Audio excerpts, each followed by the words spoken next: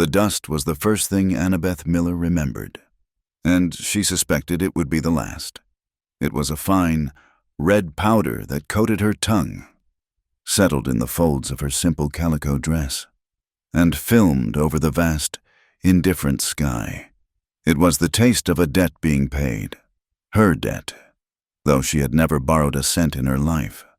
Her father, a man whose hands were more accustomed to ledgers than plows, sat beside her on the wagon bench, his silence a heavy, suffocating blanket. He had not looked at her since they'd left the small, clapboard house in Harmony Creek that morning. He had simply handed her a small, worn satchel and said, "It is done." It was not a negotiation. It was a verdict. Her life, once a small, fiercely guarded flame of possibility, had been snuffed out to settle his gambling losses. She was to be married, to a man she had never met, a man the town knew only through whispers and cruel jokes. Caleb Thorne, the crippled rancher. "He is a good man, Annabeth," her father had said once, weeks ago, when she had wept and raged and pleaded. "He owns land. You will be provided for." "Provided for?" she had shot back, her voice raw. "I am not a horse to be stabled and fed. I wanted to be a teacher. I wanted to choose." The slap had been swift and final. Her mother had simply turned away, wringing her hands, her face a mask of weary resignation. Choice was a luxury, and they were poor, poorer than Annabeth had ever realized. Now, the wagon wheels groaned in protest as they carved a path through the endless, sun-scorched prairie. The land was brutal and unforgiving. Tumbleweeds cartwheeled across the plains, and the occasional skeletal remains of a cow bleached white under the oppressive sun were grim monuments to failed dreams. This was to be her new home, a desolate kingdom ruled by a broken man. As they passed the last outpost of civilization, a saloon where a few dusty cowboys watched them pass with lazy curiosity, she heard a woman's sharp voice cut through the air. It was Mrs. Gable, the mercantile owner's wife. "There goes the Miller girl," she chirped to her companion, loud enough for the wind to carry the words like poisoned darts. "Being delivered like a mail-order bride. Heard he can't even mount a horse, let alone a wife. Sold off to a cripple." Humiliation burned hotter than the sun on Annabeth's cheeks. She sank lower on the bench, pulling her bonnet down to hide her face, praying for the earth to swallow her whole. Sold. That was the word. No matter how her father dressed it in the finery of settlement and arrangement, she was a piece of property, traded to clear a slate. The Thorne Ranch appeared on the horizon not as an oasis, but as a deeper shade of desolation. It was a small, weathered cabin, a listing barn, and a series of corrals that looked like they were held together by sheer stubbornness. The place was isolated, a lonely island in a sea of dry grass. There was no sign of life, save for a few scrawny cattle huddled near a nearly dry creek bed. Her father pulled the wagon to a halt. The silence that followed was profound, broken only by the buzzing of flies and the nervous stamping of the horses. Then the cabin door opened. The man who emerged moved with a halting, unnatural rhythm. One leg was stiff, unbending, and he leaned heavily on a crude wooden crutch tucked under his right arm. He was tall, broader in the shoulder than she'd expected, with a face that might have been handsome once. Now, it was a landscape of sharp angles and shadows, framed by dark, unkempt hair. But it was his eyes that held her. They were the color of a stormy sky, and they were utterly devoid of warmth. He said nothing, merely watched as her father clambered down from the wagon. "Thorne," her father said, his voice strained with false cheerfulness. "We're here." Caleb Thorne's gaze flickered from her father to her, a quick, dismissive appraisal that made her feel like another head of cattle being inspected. He gave a curt nod. "The cabin's clean." It was the first time she'd heard his voice. It was low and rough, like stones grinding together. It was not a voice for pleasantries. Her father, eager to be done with the transaction, hauled her satchel from the back and set it in the dust. He wouldn't meet her eyes. "Well, then, I'll be on my way. Business to attend to." He climbed back onto the wagon, a coward fleeing the scene of his crime. Annabeth stood frozen, rooted to the spot, the dust swirling around the hem of her dress. This was it. This was her life now. The barren land, the silent cabin, the broken man. A wave of despair so powerful it threatened to buckle her knees washed over her. She fought back the tears, biting the inside of her lip until she tasted blood. She would not cry, not in front of him. Caleb watched her father's wagon disappear into a plume of dust before his gaze settled on her again. There was no pity in it, no welcome, only a flat, weary acceptance. "The well is out back," he said, his voice as empty as the landscape. "The stove draws well enough. I sleep in the barn loft." He turned and, with that same painful, laborious gait, limped back inside the cabin, leaving her alone under the vast, empty sky. That night was the longest of her life. The marriage had been officiated by a traveling preacher 2 days prior, a hurried, joyless affair in her parents' parlor. This was to be her wedding night. She entered the small, one-room cabin to find it was, as he'd said, clean, but it was the sterile, lifeless clean of a place that knew no joy. A narrow bed was pushed against one wall, a simple quilt folded neatly upon it. On the other side of the room, near the cold hearth, was a thin bedroll and a single blanket.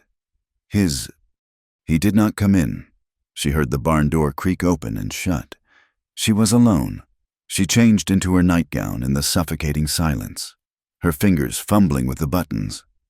She lay down on the bed, staring into the oppressive darkness, and listened to the howl of the coyotes. It sounded like a lament. She and Caleb Thorne were husband and wife, yet they were separated by more than just the few yards between the cabin and the barn.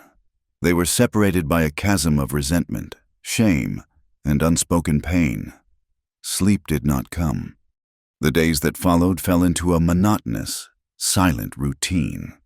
Annabeth rose before the sun, her body aching from a lifetime of soft living she hadn't realized she'd had. She learned the pull and rhythm of milking their one bony cow, the heft of the water buckets from the well, the way to bank the fire in the stove so it wouldn't die out. She cooked meals of beans and cornbread, setting a plate on the small wooden table.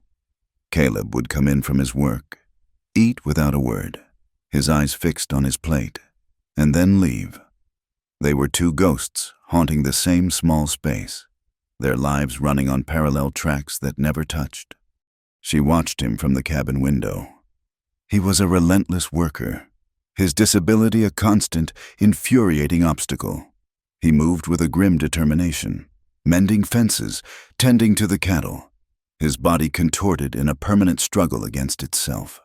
The limp was pronounced, his bad leg dragging uselessly behind him. Every step seemed to cost him. Yet, he never rested, never complained. His silence was his shield, his work his penance. One sweltering afternoon, she saw it happen. He was trying to hoist a fallen fence post from the ground, his face slick with sweat and strained with effort. He grunted, heaving with his shoulders, but his footing was unstable. His good leg slipped in the loose dirt.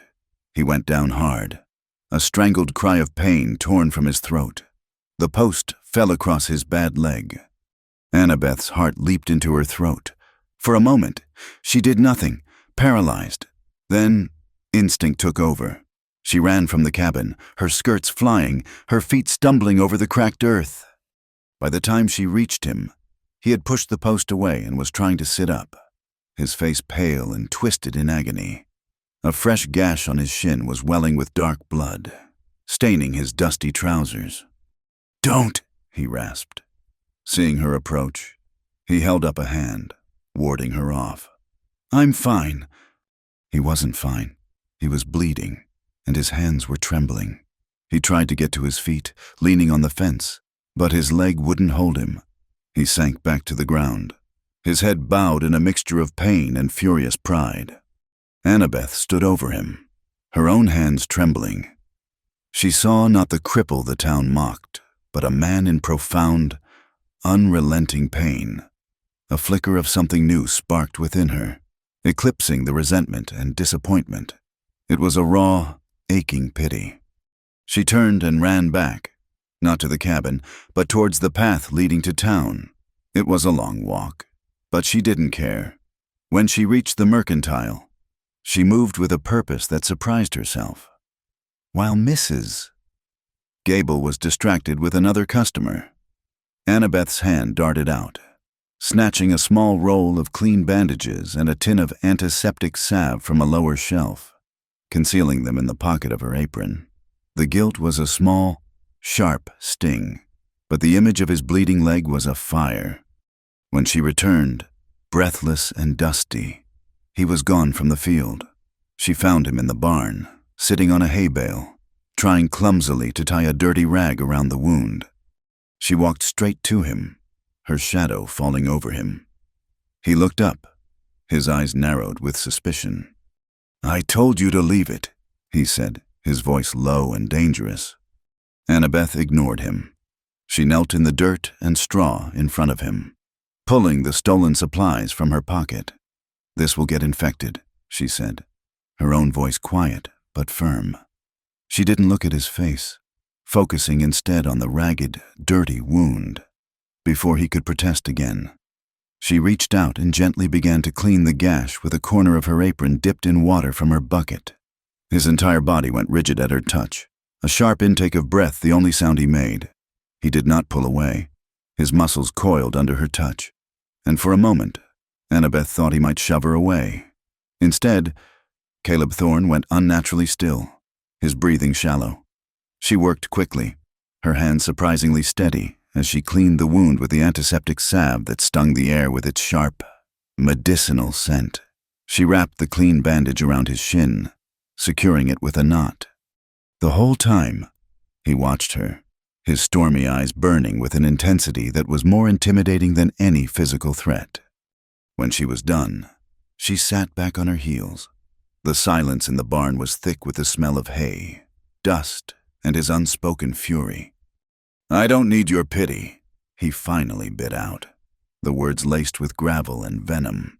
He flexed his leg, testing the bandage, his face a tight mask of pain. Annabeth rose slowly to her feet, wiping her hands on her apron. "It wasn't pity," she said, her voice barely a whisper. "It was a bandage. You were bleeding." He scoffed, a harsh, ugly sound. "The whole town pities me. I don't need it in my own home." He reached for his crutch, using it to haul his body upright. For a terrifying second, he swayed, and she instinctively moved to help him. But he shot her a look so fierce it stopped her cold. He found his balance, his knuckles white where he gripped the worn wood. He looked from her face down to his neatly bandaged leg, and then back. A flicker of something unreadable, confusion, maybe resentment in his eyes. Without another word, he turned and limped out of the barn, leaving her alone with the lingering scent of salve and his raw, wounded pride. The wall of silence between them returned, higher and thicker than before. But something had shifted. When he came into the cabin for supper that evening, he didn't immediately retreat to the barn after eating. He sat at the table, staring into the depths of his empty tin cup while she washed the plates. It was an awkward, loaded silence. No longer empty, but filled with the things they couldn't say. The break came not from a word, but from the sky. The weather turned with the sudden, biblical fury of the plains. One moment, the sky was a placid, dusty blue. The next, it was a bruised, churning cauldron of gray and black. The wind came first, a low moan that grew into a ravenous shriek, rattling the cabin's single window in its frame. Then came the rain. It wasn't a drizzle or a shower. It was a deluge, a solid wall of water that hammered the roof and turned the world outside into a blurred, roaring chaos. A methodical asterisk plink, plink, plink asterisk started near the hearth. Annabeth looked up to see a dark stain spreading on the ceiling, a steady drip of water sizzling on the warm stones below. Before she could grab a pot, another leak sprang open over the table, and then a third near her bed. Caleb was on his feet in an instant. "The bucket!" he ordered, his voice cutting through the storm's roar. It was the first direct command he had ever given her. She scrambled to obey, and for the next hour, they were a frantic, uncoordinated team. They dragged the heavy table to a dry spot, moved her mattress away from the spreading damp, and strategically placed every pot, pan, and bucket they owned to catch the relentless drips. The cabin, once their silent battleground, became a shared vessel foundering in a storm, and they were its only crew. They moved around each other in the dim lantern light, their arms brushing, their hands occasionally meeting on the handle of a bucket. The storm outside was a deafening roar, but inside, the silence between them had finally, irrevocably broken. By morning, the rain had softened to a weary drizzle. The world was a sea of mud. The creek had swollen into a brown, churning river, and the air was thick with the smell of wet earth. When Annabeth looked out, her heart sank. The lean-to where they kept the old milk cow had collapsed, a mess of splintered wood and mud.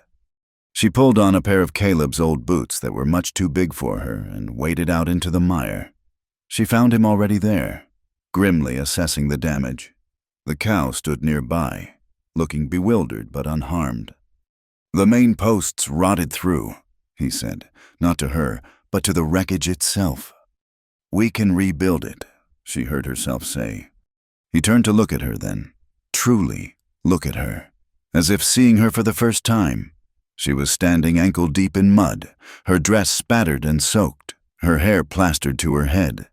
The delicate girl who had arrived in a clean calico dress was gone.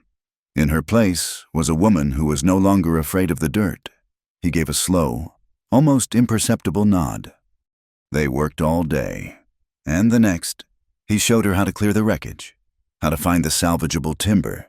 He taught her how to hammer a nail straight and true. She worked until her back screamed and her hands were raw with splinters. But she didn't complain. She felt a strange sense of purpose, of belonging to this harsh land in a way she never had before. In the evenings, they were too exhausted for silence. They would sit at the table, eating their meager supper, and the first tentative conversations began to bloom. While clearing a water-damaged trunk from the corner of the cabin, they found a small cedar box. Inside, tied with a faded ribbon, was a stack of letters. "My mother's," Caleb said, his voice softer than she'd ever heard it. He made a move to put them away, but Annabeth stopped him. "May I?" she asked gently. I could read them to you, at night." He hesitated, his pride warring with a deeper loneliness. He finally agreed. So a new ritual was born. After supper, by the light of the fire, Annabeth would read the elegant, looping script of a woman she would never know. His mother had written of her hopes for the ranch, her love for her son, her faith in the unforgiving land. Through her words, Annabeth began to see a different Caleb, not the bitter, broken man, but the capable, hopeful boy he had once been. One night, after a letter that spoke of his skill with horses, Annabeth dared to ask, "What happened, Caleb?" He was quiet for a long time, staring into the flames. "A bull," he said finally. "2 years back, it was a new one, mean-tempered. It threw me, gored my leg before I could get clear, pinned me against the fence." He spoke in a flat monotone, as if recounting someone else's story. "Doc Henderson said I was lucky to keep the leg, said I'd never walk right again. He was correct." He paused, and a bitter edge crept into his voice. "The news traveled fast. My fiancée, Sarah, her father came by the next week to return my ring, said his daughter couldn't be tethered to a cripple for the rest of her life. The town, they stopped seeing a man. All they saw was the crutch." Annabeth's heart ached for him. To bridge the chasm of his pain, she offered a piece of her own. "I wanted to be a teacher," she said softly. "I loved books more than anything. I saved up pennies to buy them. When I told my father I wanted to go to the normal school to get my certificate, he told me that a woman's mind was for raising children, not filling with nonsense. She instinctively touched her cheek, the memory still a faint sting. He told me never to speak of it again. He looked at her, and for the first time, she saw not coldness in his eyes, but a shared understanding. They were two people, their dreams trampled by the cruelty of others. The strain of the work and the lingering dampness of the storm finally caught up with Annabeth. She woke one morning with a pounding head and a shivering that shook her to the bone. By midday, she was consumed by a raging fever, her skin burning to the touch. She drifted in a disorienting fog, vaguely aware of Caleb's presence, of a cool cloth on her forehead. The fever worsened as night fell. She was delirious, muttering about chalkboards and red dust. Through the haze, she felt herself being lifted. Strong arms, surprisingly gentle, wrapped around her. "Hold on," Caleb's voice said, a low rumble near her ear. She was on his back, her head lolling against his shoulder. He was moving, his familiar, halting gait made treacherous by her dead weight. He was taking her somewhere. The wind was cold on her face. The rain had started again, and she could feel the shudder that went through his entire body with every painful step. He was carrying her through the mud and the dark, his crutch sinking into the soft earth, his breath coming in ragged, strained gasps. He was going for the doctor. The man who could barely walk was carrying her through a storm. The next time she woke, she was in her own bed. The early morning light was filtering through the window. The fever had broken. The shivering was gone, replaced by a profound weakness. "Doctor." Henderson was packing his bag. He mumbled something to Caleb, patted her hand, and left. She was alone with him. He stood by her bedside, looking down at her, his face etched with exhaustion. His clothes were caked in dried mud. He reached out a hand, large and calloused, to feel her forehead. And she saw it. His hand was trembling. It wasn't a shiver from the cold. It was a deep, uncontrollable tremor. It was the shaking of a man terrified of loss. In that small, involuntary movement, she saw all of his fear, all of his carefully hidden vulnerability. Her own hand felt heavy as lead, but she lifted it. Before he could pull away, her fingers closed around his. His hand was rough and warm, and it stilled instantly at her touch. She held on, her grip surprisingly strong. He looked down at their joined hands, then at her face. His stormy eyes were wide with a raw, unguarded emotion she couldn't name. And in the quiet cabin, with the morning sun streaming in, Annabeth held on to the hand of the man she'd been forced to marry, and for the first time had no desire to ever let go. Her recovery was a slow dawn after a long, feverish night. The weakness lingered, but the oppressive weight of despair that had accompanied her to the ranch had lifted, burned away by the fever and by the memory of his trembling hand in hers. The cabin, once a cage of silent resentment, began to feel like a sanctuary. A tentative peace settled between them, delicate as a frost-covered spiderweb. Annabeth started to hum as she kneaded dough for the morning bread. It was an old, half-forgotten tune her grandmother used to sing. She didn't realize she was doing it until she saw Caleb pause by the door, his head tilted slightly, listening. He said nothing, but he didn't immediately leave for the barn. He lingered, sipping his coffee, his gaze following her as she moved about the small space. She found herself smiling more. Small, private smiles that were just for her. And she noticed he started watching her, his stormy eyes holding her for a moment longer than necessary when she handed him his plate. A silent question hanging in the air between them. Winter arrived not as a gentle guest, but as a conquering tyrant. The sky turned the color of lead, and the first snow fell in thick, silent flakes that quickly buried the dead prairie grass. Soon, the world outside was an endless, undulating ocean of white, the horizon blurred, the sun a pale, distant memory. The wind became a living thing, a malevolent spirit that shrieked around the corners of the cabin and forced icy drafts through the chinks in the logs. Their world shrank to the four walls of the cabin, the path to the barn, and the small corral where the animals huddled together for warmth. The cold forced them into a closer proximity than they had ever known. To conserve wood, they spent their evenings huddled near the hearth, the fire a lone bastion of warmth and light against the encroaching darkness. It was in this forced intimacy that Caleb began to teach her. He was no longer just the silent, broken man. He became her tutor in the harsh language of survival. "A fire needs to breathe," he told her one evening, his voice a low rumble against the howl of the wind. He showed her how to stack the kindling just so, creating a small hollow for air to circulate. You can't just smother it. You have to coax it to life. His large, calloused hand guided hers, showing her how to feed the flames without extinguishing them. His touch was practical, impersonal, yet it sent a shiver through her that had nothing to do with the cold. He taught her how to ride, not the gentle ambling she'd done on a sway-backed mare at a town fair once, but how to truly ride. He used the steadiest of his two horses, a mare named Willow, leaning heavily on his crutch by the corral fence. He instructed her, his voice patient and clear.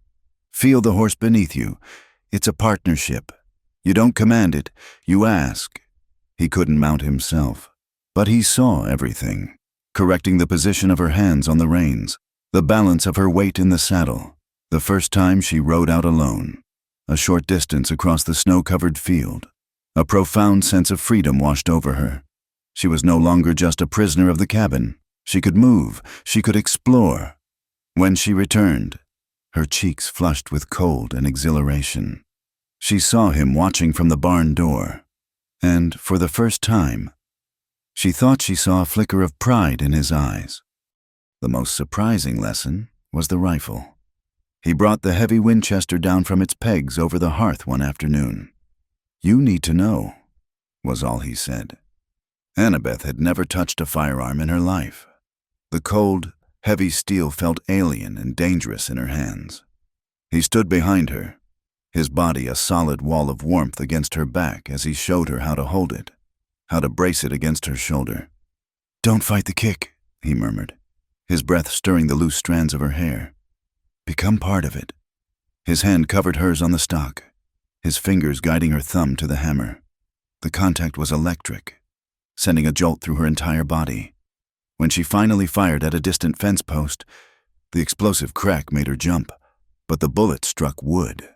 He gave a low grunt of approval, and the space between them suddenly felt charged, intimate, and far more dangerous than the rifle she held. One afternoon, a fresh layer of snow had fallen, covering a treacherous patch of ice near the woodshed. Annabeth was inside, gathering wood, when she heard a muffled curse and a heavy thud. Her heart seized. She ran outside to find Caleb sprawled in the snow, his crutch lying just out of his reach, his face contorted not just with pain, but with a deep, searing humiliation. His bad leg was twisted at an awkward angle beneath him. His head snapped up as she approached, his eyes blazing with shame and anger. He was expecting it, the gasp of pity, the averted eyes, or worse, the flicker of amusement he'd seen on the faces of the townsfolk so many times. He braced himself for the sting.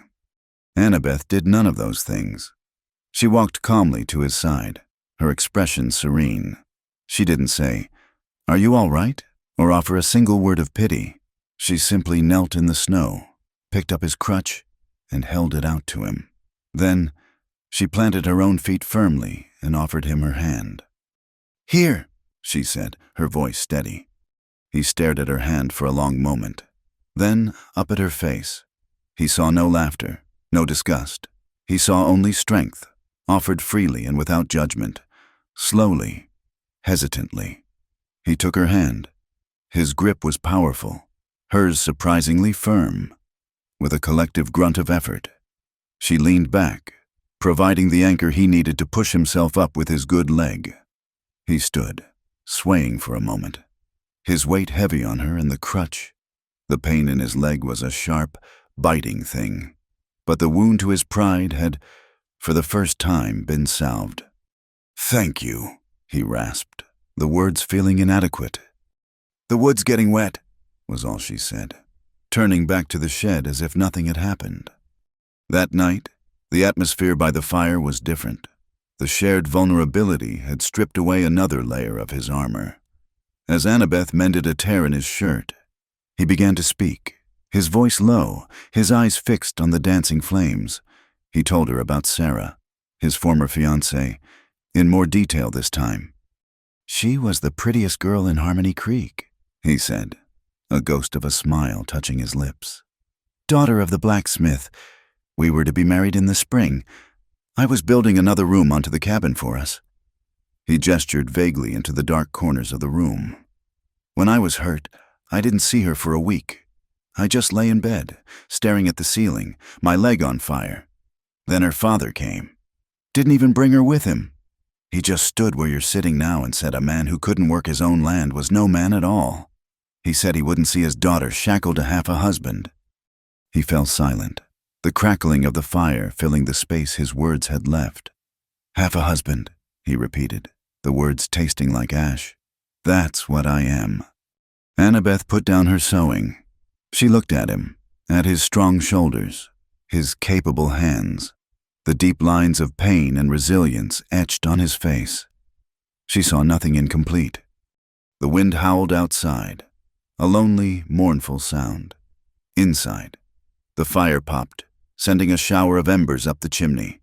They sat in a comfortable silence, closer than usual, sharing the small circle of warmth. Annabeth was acutely aware of him, of the heat radiating from his body, of the way the firelight carved his profile in gold and shadow. Her hand lay on the rough wooden bench between them. Slowly, as if it had a will of its own, his hand moved, covering the small distance until his pinky finger brushed against hers. It was a feather-light touch, tentative, asking a question she didn't know how to answer. She didn't pull away. Instead, she turned her hand slightly, letting their fingers intertwine. His hand was rough and calloused, but his touch was incredibly gentle as he enfolded her smaller hand in his. They sat like that for a long time, holding hands in the firelight, the unspoken emotions building between them until the air itself felt thick. He turned his head to look at her, and his stormy eyes were no longer guarded. They were dark with a longing so profound it made her breath catch.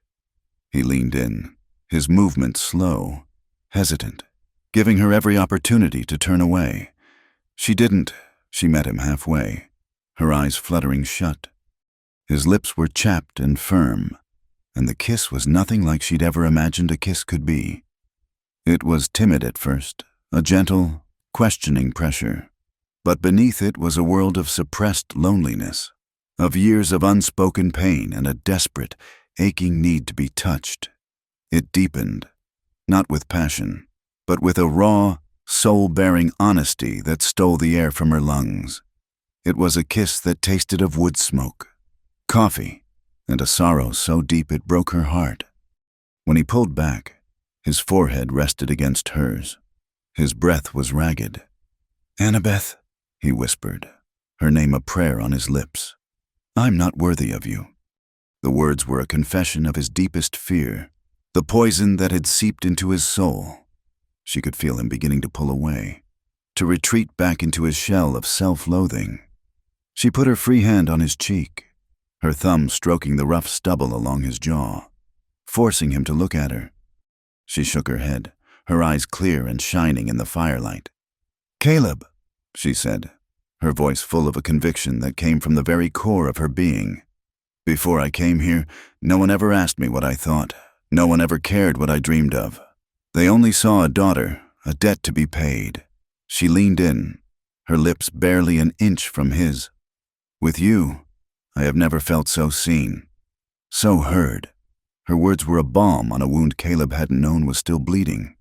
To be seen, to be heard. It was a form of acceptance so profound it unmade him and put him back together again in the space of a single heartbeat.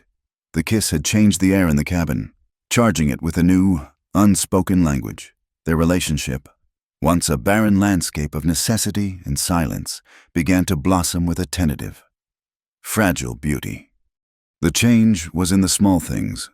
It was in the way their eyes now sought each other's across the small room, a silent conversation passing between them. It was in the lingering of his hand over hers when she passed him a cup of coffee, a brief, warm pressure that spoke volumes. Smiles, once as rare as summer rain, became a frequent currency. Annabeth's smile was a soft, radiant thing that made her whole face light up.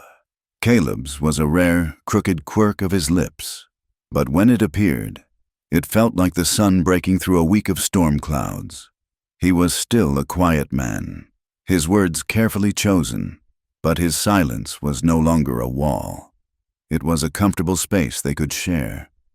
As the brutal winter began to recede, its icy grip replaced by the slow, muddy thaw of spring, Annabeth found herself growing bolder. She saw the constant, grinding pain his crutch caused him, the chafing under his arm, the way it forced his body into an unnatural alignment. "Let's try without it," she said one afternoon, her tone gentle but firm. They were inside the cabin. The door opened to a breeze that carried the sweet, earthy scent of melting snow. Caleb froze, his hand tightening on the wooden grip. The crutch was more than a support. It was a shield, a part of him. The thought of taking a single step without it was terrifying. "I can't—" "Inside," she insisted softly. "Just from the table to the door. I'll be with you."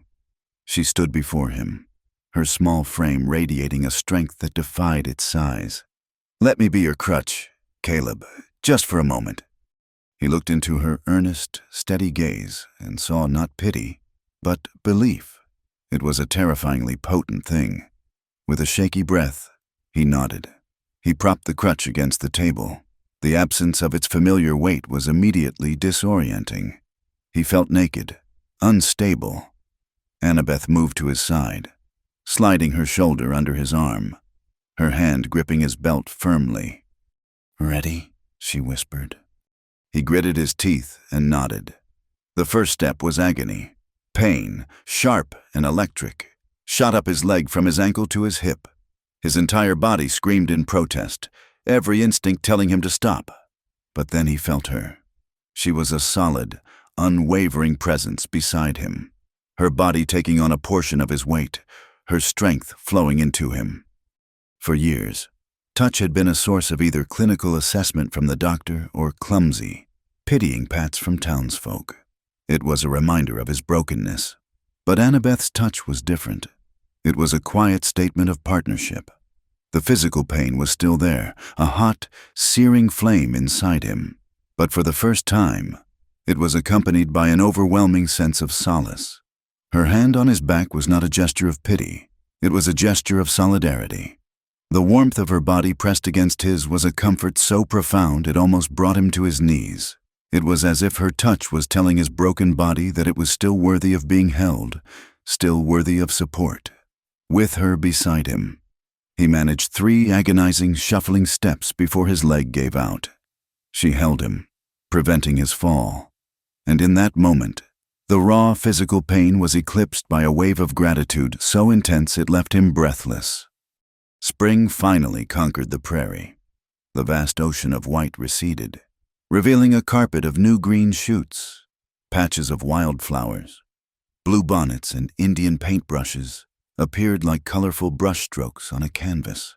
The air grew soft and warm, and the creek, once frozen solid, now babbled and sang.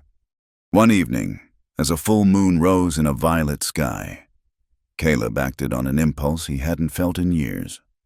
"Saddle Willow," he said to Annabeth, "and the gelding, I want to show you something." They rode out not as rancher and reluctant bride, but as 2 people sharing a quiet adventure. The prairie was transformed by the moonlight. Its familiar shapes softened and silvered into a landscape of dreams. He led her to a small, secluded spot by the creek, where a copse of cottonwood trees whispered in the gentle breeze. They sat on a flat, mossy rock, the horses grazing peacefully nearby, the sound of the water a soothing melody. "My mother used to bring me here," Caleb said, his voice low and reflective. "She said it was a place where you could hear the world breathe." They sat in comfortable silence for a while, watching the moon's reflection dance on the water. It was Annabeth who finally spoke, her voice soft. "Were you ever afraid? Before the accident?" Caleb considered the question. "I was afraid of drought, of winter fever, of losing the ranch. Practical things." He looked at her, his eyes dark and serious in the moonlight. "After, I learned what it really meant to be afraid. I was afraid of waking up in the morning. I was afraid of the silence. Mostly, I was just afraid of being alone for the rest of my life." "Me too," she confessed, her voice barely audible. "All my life, I felt unseen, like a piece of furniture in my own house. I was so afraid I would live and die, and no one would ever really know I was there. Being sent here, I thought it was the end. I thought I'd just be trading one kind of loneliness for another, harsher one." She looked at him, her heart in her eyes. "I was afraid of being left behind in my own life." He understood.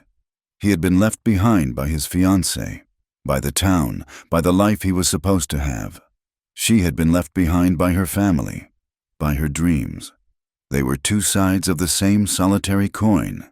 He reached out and took her hand, his thumb stroking the back of it. The simple gesture was an anchor, a promise. In the silvered, private world of the creek bank, the last of their defenses crumbled.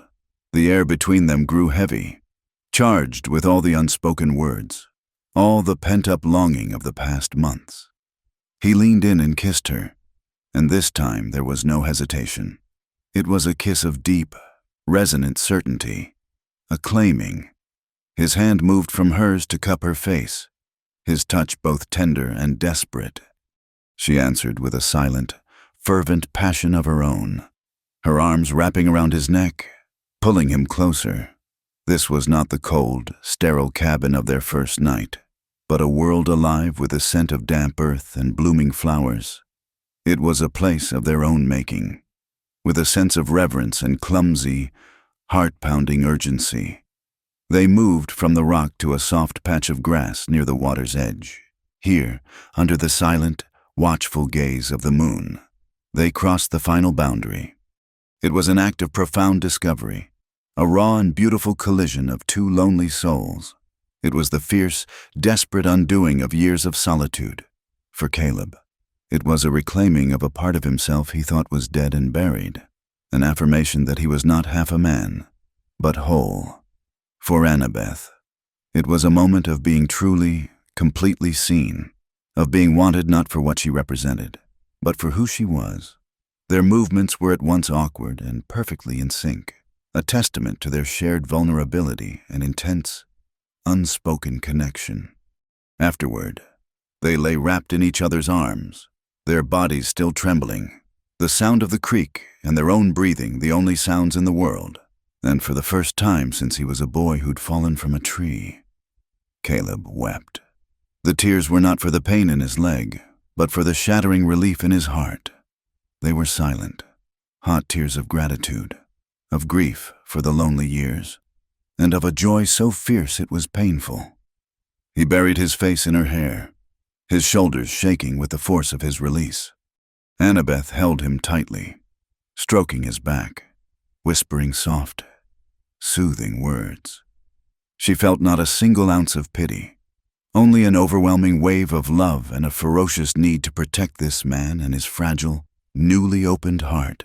As his sobs subsided into ragged breaths, she pressed her lips to his temple. "I'm not going anywhere," she whispered into the quiet of the night. It was not a plea, it was a vow. He woke before dawn. A feeling of profound peace settled deep in his bones. Annabeth was asleep beside him, her face soft and serene in the pre-dawn light. He carefully extricated himself, dressed, and walked back to the cabin, his steps feeling lighter than they had in years. He did something he had never done before. He didn't check on the cattle or plan the day's labor. He went straight to the sack of flour and the tin of baking soda, with a clumsy but determined focus. He mixed and kneaded a batch of biscuits. It was an act not of survival, but of pure, unadulterated care. When Annabeth woke to the impossible, delicious smell of baking, she found him by the stove, a smudge of flour on his cheek. He had a plate of warm, golden brown biscuits waiting for her on the table. He looked at her, and the rare, crooked smile that lit up his face was the most beautiful sunrise she had ever seen. Their shared peace was a fragile bubble, and like all beautiful things in that harsh land, it was not destined to last. A trip into Harmony Creek for supplies was unavoidable. As they rode in on the wagon, sitting closer than they ever had before, Annabeth felt a knot of anxiety tighten in her stomach. The happiness she'd found at the ranch felt like a secret treasure, one she was afraid to expose to the greedy, judgmental eyes of the town. Her fears were well-founded. The whispers started the moment they stopped in front of the mercantile. It was Mrs. Gable, of course, holding court on the boardwalk with two other townswomen, her voice, sharp as broken glass, carried on the wind. "Well, look at that," she said, not bothering to lower her voice. "The little mouse looks rather pleased with herself. Seems she's settled into the cripple's bed quite nicely." The other women tittered. Annabeth's face burned with a hot, furious blush. She kept her eyes fixed on the wagon boards, but she could feel the stares, the smirks, the weight of their contempt. Caleb's jaw tightened, the muscles flexing along his jawline. He said nothing, simply set the brake and began the laborious process of climbing down, his face a granite mask. He ignored the stares, the silence that fell over the street as he moved. The sound of his crutch thudding on the wooden planks, a loud proclamation of the very thing they were mocking. The shame was a suffocating cloud, and it followed them into the store. Inside, a man stood by the counter, well dressed in a tailored coat that spoke of money and travel. He was handsome in a polished, conventional way, with dark, confident eyes. He turned as they entered, and a look of stunned disbelief crossed his face. "Annabeth," he said, his voice smooth and cultured. "Annabeth Miller? My God, is that really you?" Annabeth froze. It was Elias Vance, the son of a wealthy merchant who had shown a keen interest in her the year before her father's debts had become public knowledge. He had spoken to her at church picnics, his words full of easy compliments and promises of a life far from the dust of Harmony Creek. Then, he had left for business in the East, and her world had collapsed. "Elias," she managed, her voice a small, tight thing. His gaze swept over her simple, mended dress, then moved to Caleb, who stood silently beside her, his presence a stark, rugged contrast to Elias's refinement. A slow, condescending smile spread across Elias's face as he took in the crutch. The limp, the weathered lines on Caleb's face, the pieces clicked into place for him. "I heard the rumors," Elias said, his voice dropping to a conspiratorial, pitying tone meant only for her but loud enough for Caleb to hear. "I didn't believe them. Your father sold you to this to settle a debt." He made a tisking sound, as if she were a prized mare that had been mistreated. "This isn't a marriage. Annabeth, it's an indenture. It's not legal. You don't have to stay here." He took a step towards her, reaching for her arm. "Come with me. I'll see you taken care of properly. I'll take you away from all this." Before his fingers could touch her, Caleb moved. It was not a fast movement, but it was decisive. He shifted his body, placing himself between Annabeth and Elias, a silent, unmovable wall. "She's my wife," Caleb said, his voice low and rumbling with a dangerous current. Elias laughed, a short, ugly bark of a sound. "Wife?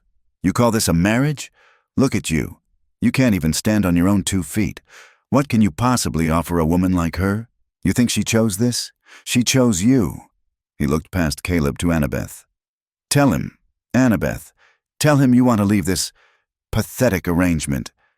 I am where I want to be, Annabeth said, her voice shaking but clear. She put a hand on Caleb's arm, a small gesture of solidarity. Elias's handsome face hardened into an ugly sneer. He saw only a frightened girl, coerced into loyalty. He's got you scared. Is that it? He shoved past Caleb's shoulder, grabbing Annabeth's wrist. We're leaving. Let her go. Caleb's voice was cold iron.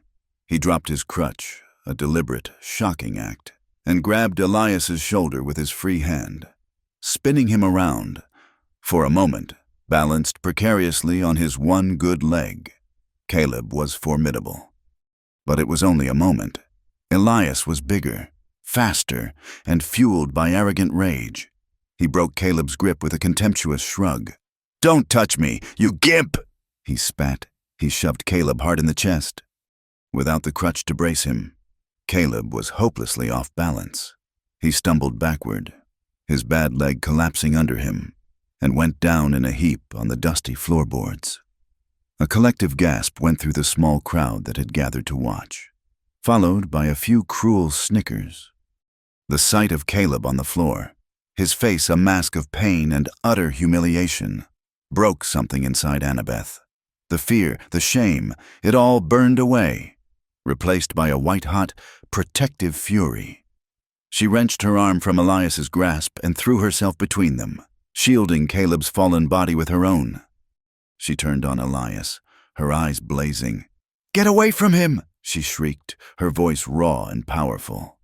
The sound stunned the onlookers into silence. Elias looked down at her, bewildered. Annabeth, I'm trying to help you. Help me? Her laugh was a bitter, broken sound.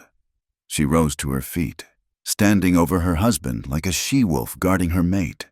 Her gaze swept over the silent, staring faces of the crowd. Mrs. Gable, the blacksmith, the cowboys. She saw their pity, their morbid curiosity, their scorn. You want to help me? You think he is the one who is broken? She pointed a trembling finger at Elias. This man offered me pity. You all offer me pity. Her gaze finally rested on Caleb, who was struggling to push himself up, his face ashen with shame.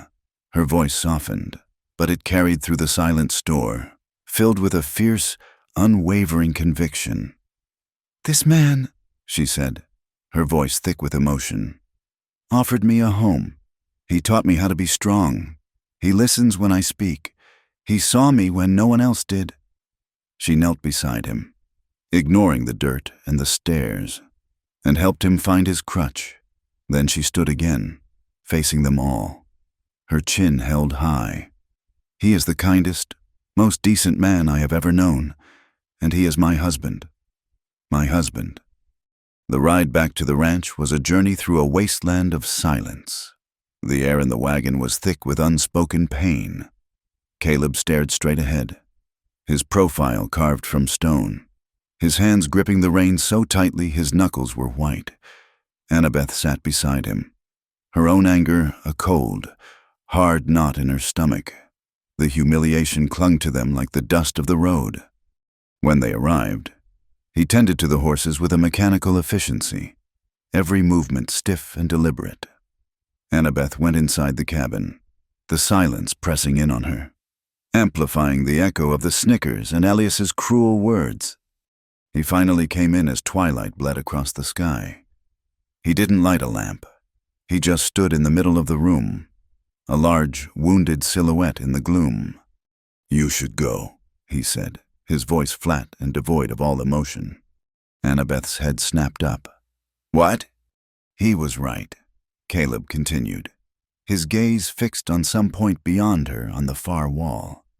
This isn't a life for you, being tied to me, being shamed in front of the whole town because of me. He finally looked at her, and his eyes were hollowed-out pits of despair. The strength she had seen in him, the quiet resilience, was gone, replaced by the old, familiar self-loathing. I can't even protect you. I can't protect my own wife's honor. I just get knocked down in the dirt for everyone to laugh at. That wasn't your fault, Caleb, she cried. taking a step towards him. "It doesn't matter whose fault it is," he said, his voice raw. "It's how it is. I won't have you paying for my weakness for the rest of your life. I'm releasing you from this arrangement. Go. Find a life for yourself. Find a whole man who can give you what you deserve." His words were like a slap. He was pushing her away, trying to sacrifice himself on the altar of his own perceived brokenness. The anger she felt toward the town curdled and turned on him. "So that's it?" she said, her voice trembling with hurt and fury. "One bad day and you give up? You throw away everything we've built?" "What have we built?" he shot back, his voice cracking. "A life where you have to defend your crippled husband from bullies. That's no life." "Fine," she choked out, tears finally breaking free and streaming down her face. "If that's what you want, fine." Blinded by tears, she turned to the small trunk that held her meager possessions. Her hands shook as she threw in the few dresses she owned, the small book of poetry she had hidden for years. This was it. He was sending her away. The one place she had finally felt seen. She was being cast out of. Every movement was a fresh stab of pain. She packed the worn satchel she had arrived with, her heart shattering with every fold of cloth. She slammed the trunk shut and, without looking at him, walked towards the door. She was leaving. She would walk all night if she had to. Anything to get away from this unbearable pain. Her hand was on the latch when her gaze fell on a pair of boots sitting by the door. They were her boots. But they weren't. They were the worn-out, thin-soled shoes she had arrived in, but they had been transformed. The leather was cleaned and oiled to a soft sheen. The split seam along the side had been meticulously stitched with strong, even thread. And he had added a new, thick leather sole to each one, sturdy and solid, built to withstand the rugged land. She hadn't even noticed when he'd done it. He had done it in secret, quietly, expecting no thanks. It was an act of pure, selfless care. She stared at the boots, at the evidence of his hands, his time, his quiet devotion. This was the real Caleb, not the man who had fallen in the dirt, but the man who had mended her shoes so her feet would stay dry, the man who had carried her through a storm, the man who made her biscuits because he knew it would make her smile. The anger and hurt dissolved, washed away by a tidal wave of love so powerful it took her breath away. He wasn't pushing her away out of anger. He was pushing her away because he loved her and thought he wasn't enough. She let go of the door latch. She turned around. He was still standing in the center of the room, a statue of misery. He hadn't moved. She walked up behind him, her footsteps silent on the floorboards. He didn't turn. She wrapped her arms around his waist from behind, pressing her tear-streaked cheek against the solid muscle of his back. He flinched, his whole body going rigid at her touch. "I'm not going anywhere," she whispered, her voice fierce and thick against the rough fabric of his shirt.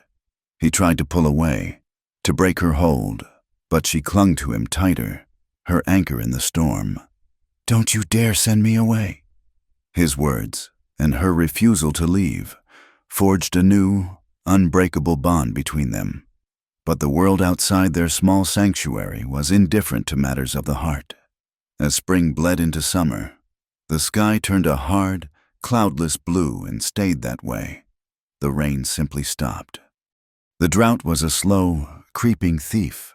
At first, it was just an annoyance, the creek shrinking, the grass turning from green to a pale, dusty yellow. Then it became a menace. The sun beat down with a relentless, personal fury, baking the land until great.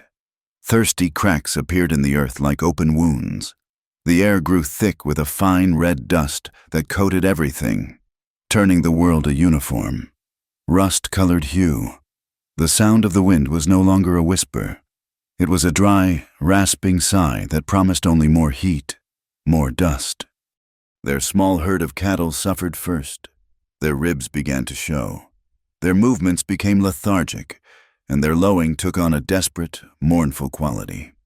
One morning, Caleb found a young steer dead by the nearly dry creek bed. its eyes already pecked out by buzzards. He and Annabeth spent the day dragging the carcass to a deep ravine, the grim work performed in a shared, somber silence. Hope withered alongside the land. Their well grew shallow, the water they pulled up each morning tasting of mud and minerals. Every drop became precious. They rationed it, first for themselves, then for the animals, their own thirst a constant, nagging presence. Their only hope was to dig a new well, deeper, closer to the cabin where the ground seemed to hold more moisture. The work was brutal, a battle against the sun and the unyielding, baked earth. Caleb would work for as long as he could, his bad leg a fiery torment, his shirt soaked with sweat. Annabeth worked beside him, hauling buckets of dirt, her hands blistering and her back aching, her face smudged with dirt and streaked with sweat. They were a grim, determined team, fighting for every inch, for every drop of water. In the evenings, they would collapse by the hearth, too tired to speak, their shared exhaustion a testament to their refusal to surrender. Word of their struggle, like all news in the West, traveled on the wind, but it was twisted by malice. The story told in the saloons of Harmony Creek wasn't one of a man and woman fighting for their home. It was the story of a cripple who couldn't manage his own land, letting it die around him, to some. Their hardship was not a tragedy, but an opportunity. A small group of men, land-hungry opportunists who preyed on the weak, began to circle the Thorn Ranch like vultures.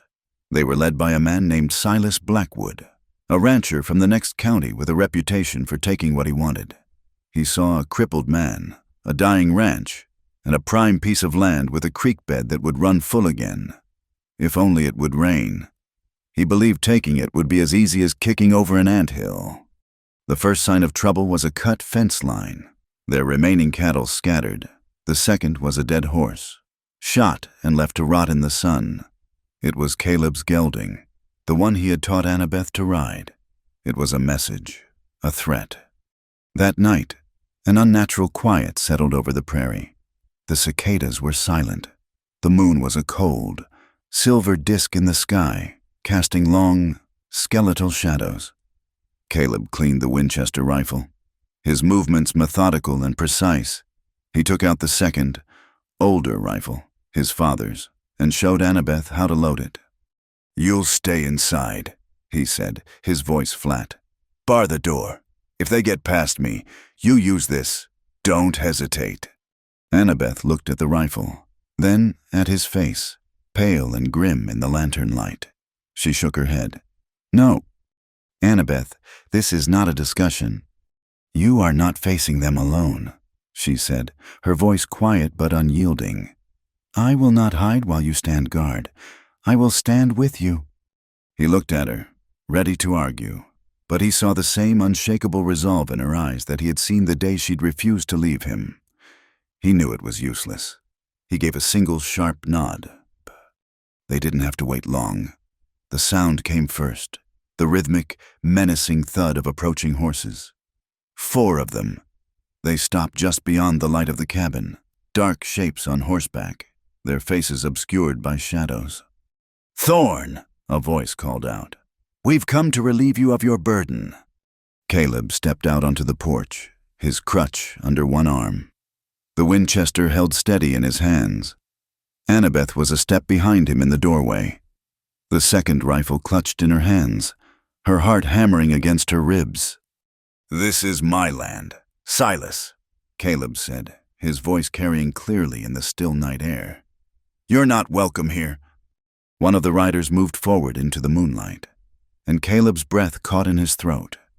It was not Silas Blackwood. The man's face was cruelly familiar. It was Jed, the blacksmith's son, Sarah's brother, a man Caleb had once considered a friend, a man who had clapped him on the back at town dances and shared drinks with him. Jed, who had been among the first to turn away after the accident. "It stopped being your land when you stopped being a man enough to work it." Jed sneered. "We're taking it. You can leave peacefully, or you can be carried out." The betrayal was a physical blow, sharper than any pain in his leg. This wasn't just about land. This was personal. This was the final, brutal judgment of the world he had once belonged to. Caleb's hands trembled. A slight, almost imperceptible tremor. But Annabeth saw it. She moved, stepping fully out of the doorway to stand beside him. A silent, defiant presence. "You'll have to go through both of us," she said, her voice clear and strong. Jed laughed. "Playing the loyal wife, are you? Don't worry, little lady. When we're done, we'll find a use for you, too." The vile suggestion snapped the last thread of Caleb's control. He raised the rifle to his shoulder. "Get off my land," he growled. The words a low, guttural threat. The world exploded in a chaos of noise and fire. A shot rang out from the riders, splintering the wood of the porch post next to Caleb's head. He fired back, the Winchester's roar deafening in the night. Annabeth, her fear replaced by a cold, clear focus, raised her own rifle and fired, the kickback jarring her shoulder. The fight was a blur of muzzle flashes, shouting, and the terrified whinnying of horses. Caleb was a fixed point, a bastion. He couldn't move, he couldn't take cover, so he stood his ground on the porch, a pillar of sheer, stubborn defiance. He fired and reloaded with a grim efficiency. Every shot aimed not to kill, but to drive them back. Annabeth was his flank. She watched his left side, calling out movements he couldn't see, her rifle a second voice in their desperate defense. Suddenly, from the darkness, a single shot rang out from a different direction, and one of the raiders cried out and fell from his horse. Then another shot. Mr. Henderson, their closest neighbor, an old, grizzled man who kept to himself, had heard the gunfire and had come. He and his 2 grown sons were firing from the cover of the rocks 100 yards away. The tide turned, outnumbered and outflanked. Jed and his remaining men cursed, wheeled their horses around, and galloped off into the darkness, leaving their wounded companion behind. Silence fell, absolute and ringing. The smell of gunpowder hung heavy in the air. Mr. Henderson and his sons emerged from the darkness, their faces grim. After a few brief words, confirming no one else was coming, they took the wounded man and rode off, leaving Caleb and Annabeth alone in the aftermath. The adrenaline drained away, leaving Annabeth shaking. It was only then that she felt the searing, hot pain in her left arm. She looked down. The sleeve of her dress was torn, and a long, bloody graze ran from her shoulder to her elbow. It was shallow, a flesh wound, but the sight of her own blood in the moonlight made her feel dizzy. She turned to Caleb. He was just standing there, staring at her, the Winchester hanging limply in his hand. His face was a deathly pale mask. His eyes were fixed on the blood on her arm. "Caleb?" she said softly. He didn't answer. He dropped the rifle with a clatter. He took a stumbling step towards her and fell to his knees on the porch, his crutch falling beside him. He reached out, his hand hovering over her wound, afraid to touch it. And then a sound she had never heard from him, a raw, ragged sob, was torn from his chest. He collapsed forward, his head buried in her skirts, his shoulders shaking with violent, uncontrollable sobs. He was weeping, not with relief, but with pure, abject terror. "I'm sorry," he choked out, his voice muffled by the fabric of her dress. "I'm so sorry. I couldn't keep you safe. You're hurt because of me. I'm so sorry." Annabeth sank to her knees in front of him, her own wound forgotten. She put her hands on his shoulders, forcing him to look up at her. His face was awash with tears, his eyes filled with a horror that was more devastating than any physical threat. He was terrified of having lost her. She cupped his face in her hands, her thumbs wiping away his tears. She looked directly into his soul, and she poured all of her love, all of her conviction, into her next words. "Caleb Thorne, you look at me," she commanded softly but with unshakable authority. He met her gaze, his own swimming with tears. Nothing that happened here tonight was your fault. We stood together. We fought together." She took a breath, her voice dropping to a whisper. But it was a whisper that held the weight of an oath. "And if one of their bullets had found its mark tonight, if I had died right here on this porch, I would still choose every single day I have lived here with you. Do you understand me? I would choose you." Her words were the rain after the drought, the gentle soak that began to heal the cracked and broken ground of his soul. In the aftermath of the attack, Caleb's fear for her safety slowly transmuted into a quiet, fierce resolve. He was no longer just a man surviving. He was a husband protecting his home, his wife. The shame that had been his constant companion for 2 years began to lose its hold, replaced by a profound gratitude that was stronger than any physical pain. The change in him was gradual, but undeniable.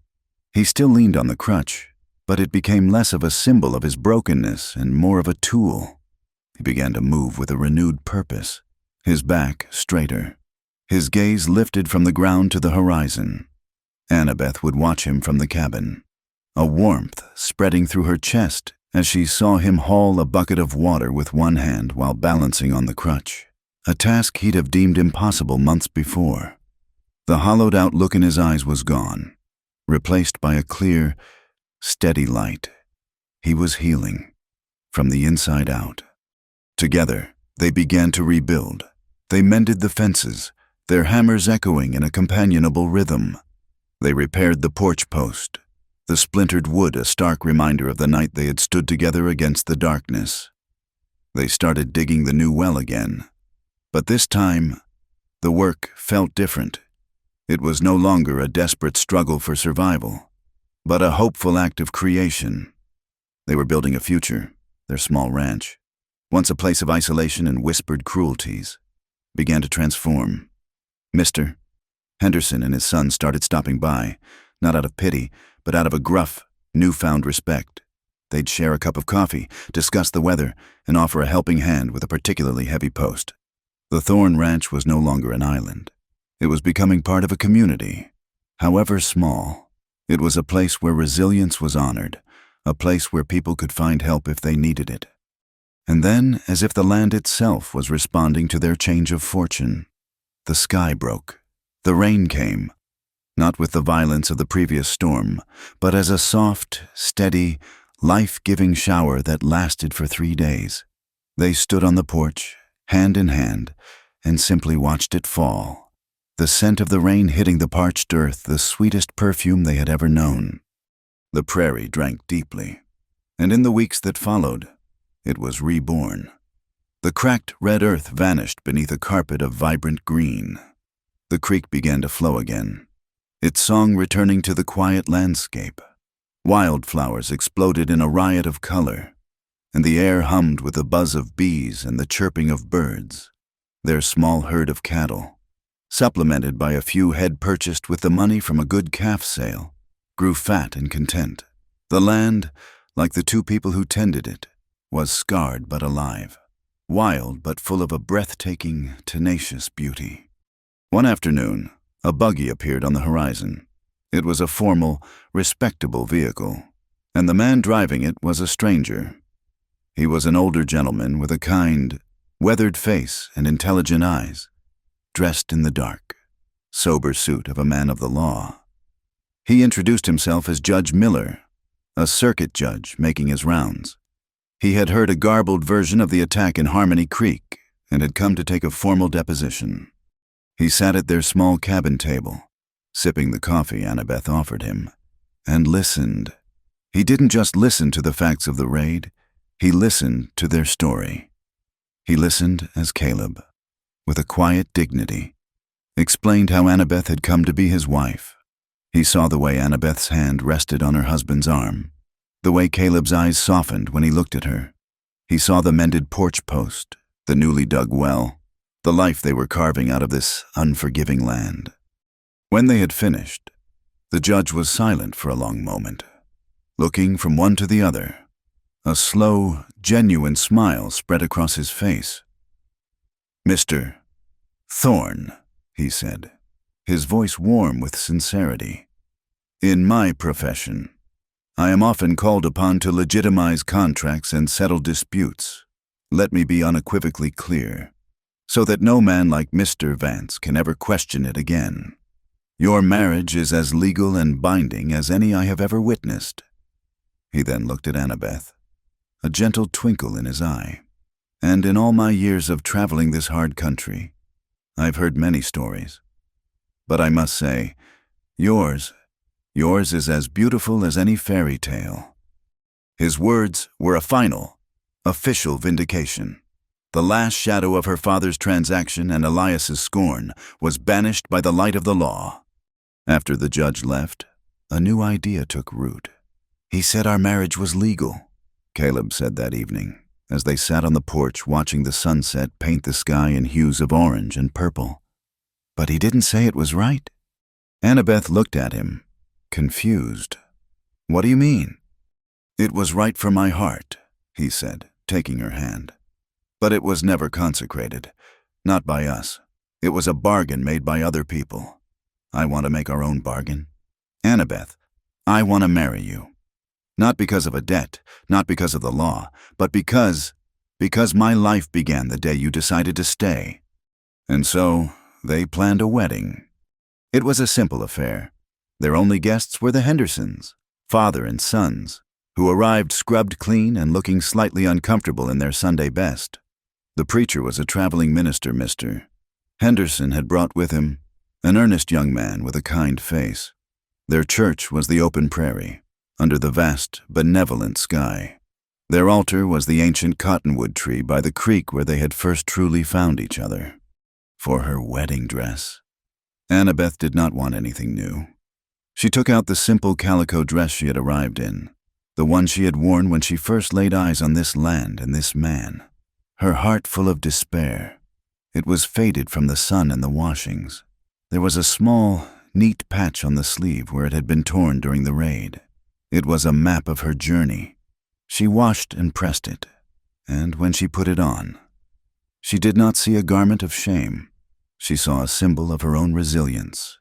She wove a chain of blue bonnets for her hair, and when she walked from the cabin to the creek, she felt not like a bride being sold, but like a queen coming home. Caleb was waiting for her. He stood tall, his crutch propped against the tree. He wore a clean shirt and his best trousers, his dark hair neatly combed.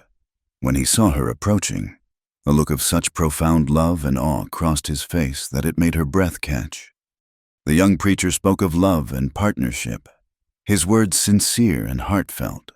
But the real ceremony began when they turned to face each other. Caleb took both of her hands in his.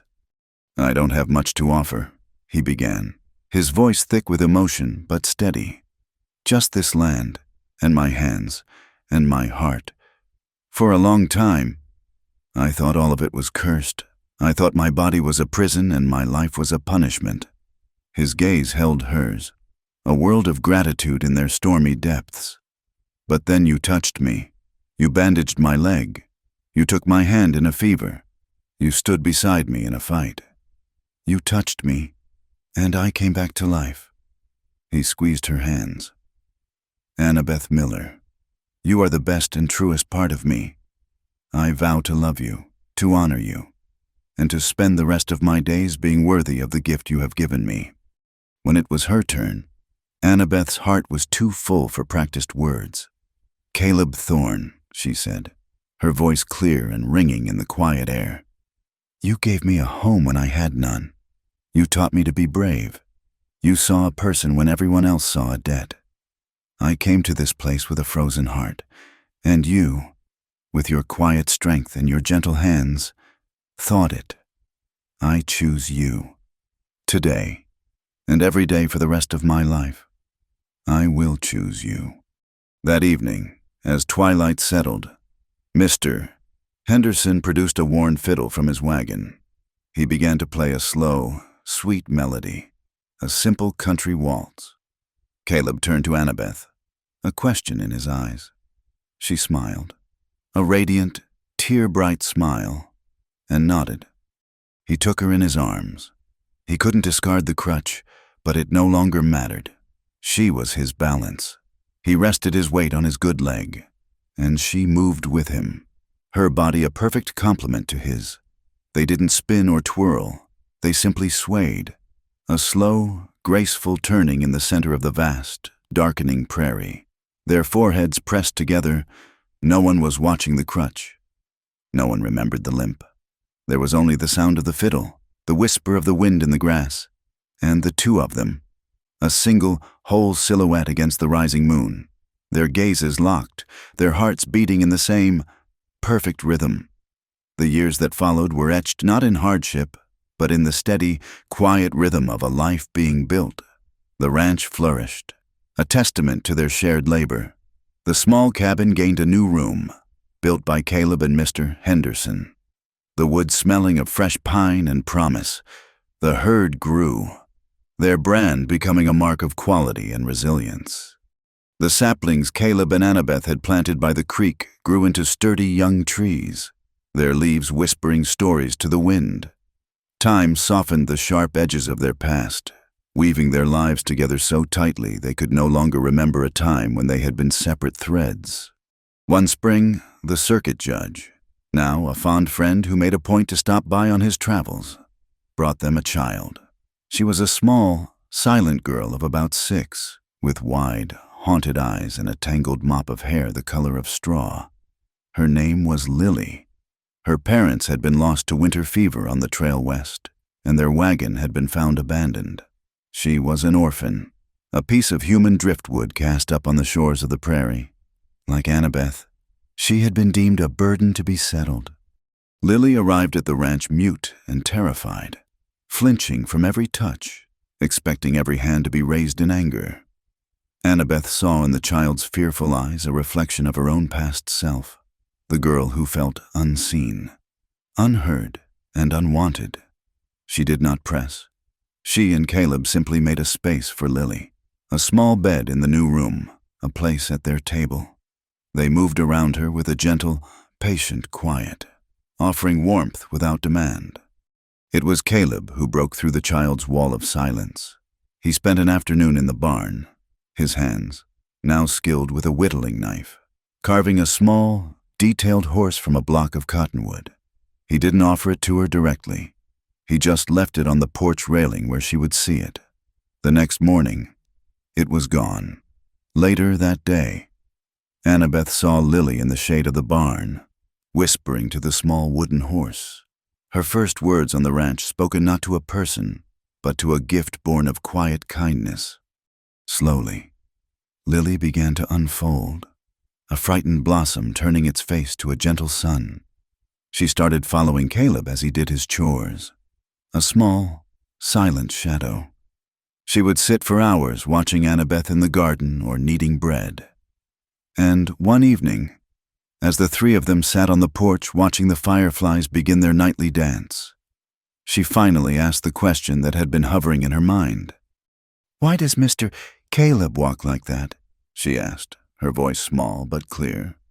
Caleb and Annabeth exchanged a look over her head, a silent, perfect understanding passing between them.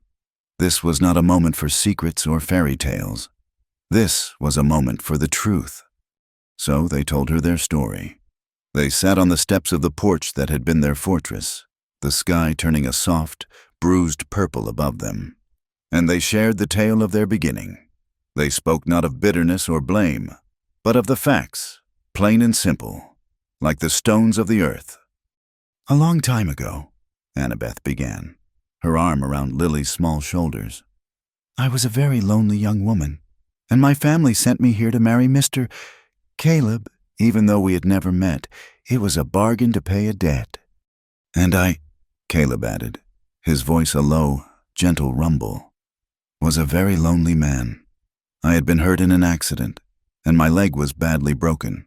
The people in the town, they saw my crutch before they saw me. They thought because my leg was broken. My spirit was, too. I was very angry and very sad." Lily listened, her brow furrowed in concentration, her gaze moving from Annabeth's face to Caleb's. She was trying to piece together the image of these two people she knew, so full of quiet strength and gentle affection, with the lonely, sad people from the story. "So you were scared?" Lily asked Annabeth. "I was terrified," Annabeth confirmed with a soft smile. "And he was very grumpy." Caleb grunted, a sound that was half a laugh. But I saw him working," Annabeth continued. "And I saw that even though his leg hurt him very much, his heart was still strong. And one day, I reached out and I touched him." She gently placed her hand over Caleb's on the porch step. "I touched his heart." Lily looked down at their joined hands, her child's mind grappling with the metaphor. She looked up at Annabeth, her wide, serious eyes full of a simple, profound question. "So what happened after?" she whispered. "What happened after you touched his heart?"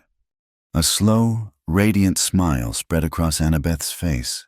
She looked at Caleb, her eyes crinkling at the corners, sharing a private, perfect memory. "Well," she said, leaning in as if sharing a great secret with the little girl, "he started making biscuits, and he has never, ever let me leave again." The final scene of their story was written years later, in the golden ink of a prairie sunset. They were older now. Annabeth's hair was streaked with silver, and the lines around her eyes were a testament to a life filled with laughter. Caleb's limp was more pronounced, his dependence on the crutch absolute, but he moved with the unhurried grace of a man at peace with his own body, his own land. Lily was grown, married to one of the Henderson boys, with a child of her own, her laughter often echoing from the neighboring ranch. They sat together on the porch, in two sturdy rocking chairs Caleb had built, a comfortable, well-worn silence between them. The ranch spread out before them, a patchwork of golden fields and green pastures, bathed in the soft, forgiving light of the setting sun. The air was calm, holding the scent of hay and dry earth and the distant, contented lowing of cattle. Their life's work was laid out before them, a landscape of peace and fulfillment. It was more than they had ever dreamed of. It was enough. Caleb reached over, his hand, gnarled now with age and arthritis, covering hers where it rested on the arm of her chair. His touch was as familiar and as vital to her as her own heartbeat. She turned her hand over, lacing her fingers through his. He was quiet for a long time, his gaze on the distant horizon where the sun was sinking in a blaze of glory. "You know," he said, his voice a low, raspy whisper, softened by the years. "That first day you touched me, the day I fell in the field." Annabeth smiled, the memory as clear as yesterday. "I remember." He turned to look at her, and in his stormy eyes, softened now to the color of a gentle twilight sky, she saw the boy he had been and the man he had become, all held together by a love that had weathered every season. "You touched me," he said, his thumb stroking the back of her hand, "and I never truly healed." He paused, letting the words settle in the quiet air between them. "Because I never ever want to forget that feeling. It was the ultimate truth. The touch had not mended his leg, but it had set his soul. The scar was a part of him, the pain a reminder not of what he had lost, but of the precise, miraculous moment he had been found. Theirs was not a story of a magical cure, but of a profound and stubborn acceptance. It was the story of a love that had not erased the wounds, but had instead built a home within them, a sanctuary of peace that transcended disability, defied prejudice, and outlasted the brutal hardship of the land. All that was left, in the end, was the quiet, enduring grace of survival, of understanding, and of a love that had truly, finally, come home. Thank you for listening to our story around the campfire tonight. We'd love to know where you're tuning in from, so drop a comment below and let's connect. Please consider subscribing to Wild West Campfire for more tales from the frontier, and feel free to share your thoughts on Caleb and Annabeth's journey.